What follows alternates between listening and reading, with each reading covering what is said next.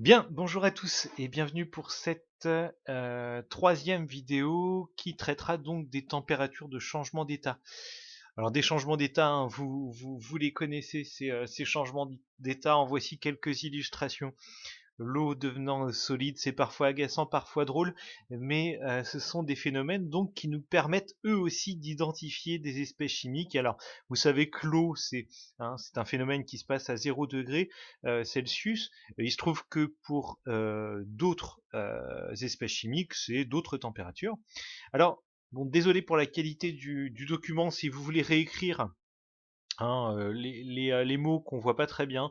Donc, vous voyez ici, moi j'ai pris l'exemple de l'eau, donc avec les trois états de la matière, l'état solide, liquide et gazeux. Tous les noms de changements d'état qui figurent sur cette diapo doivent être connus.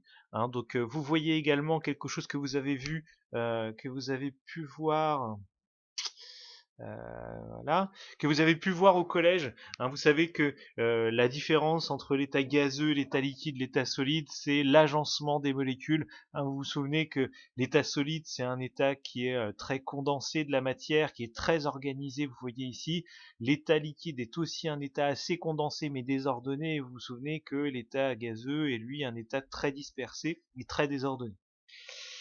Donc, ce qu'il y a d'intéressant avec ces températures de changement d'état, c'est qu'à chaque fois, en fait, elles sont caractéristiques des liquides, des solides, des gaz, suivant ce dont on discute.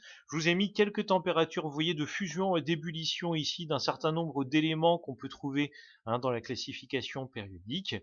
Bien sûr, et ça va de soi, pour les molécules, ça fonctionne de la même manière.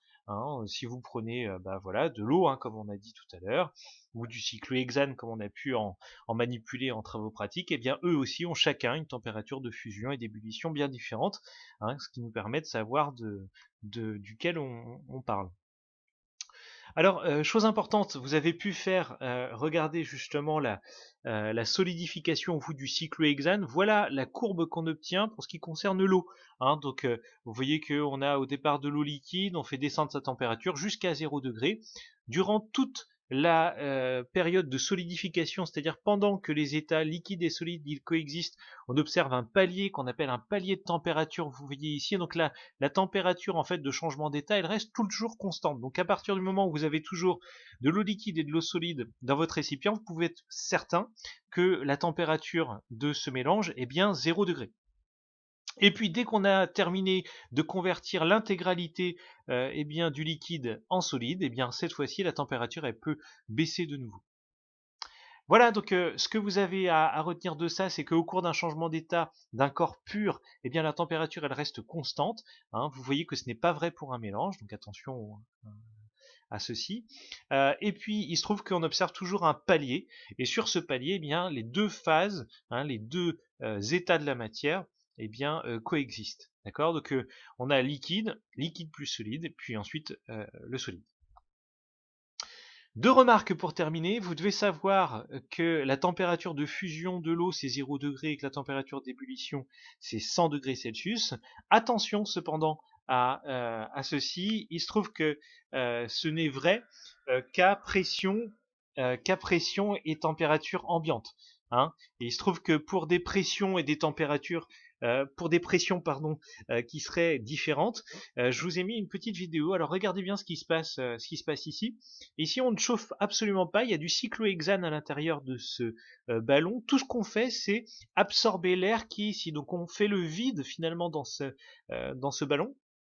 Et on observe quelque chose d'un peu curieux. Alors, d'abord, on observe le fait que le cyclohexane devient solide, alors qu'on est à température ambiante. Je vous rappelle qu'on a mesuré sa température de solidification, c'était 6 degrés Celsius. Donc vous voyez que ici il devient solide et puis tout d'un coup il bout, c'est-à-dire qu'on a l'impression qu'il est à sa température d'ébullition, puis il redevient solide, puis il bout. Alors ça c'est quelque chose d'un petit peu particulier, ça s'appelle le point triple. Vous voyez que quand on baisse la pression en air qui est ici, cette fois on n'a pas deux phases qui coexistent, mais on en a trois. Il y a le solide, le liquide et le gaz qui sont du cyclohexane qui sont présents à l'intérieur de ce ballon. Voilà, donc vous voyez, méfiez-vous, hein, les températures d'ébullition, de solidification qu'on donne sont celles qui sont justes pour ce qui concerne la pression atmosphérique, mais il se trouve que dès qu'on modifie cette pression, eh bien les températures d'ébullition, hein, en particulier, peuvent être, ou de solidification, peuvent être tout à fait différentes. Voilà, n'oubliez pas de répondre aux 3 questions, et puis on se retrouve pour la prochaine vidéo.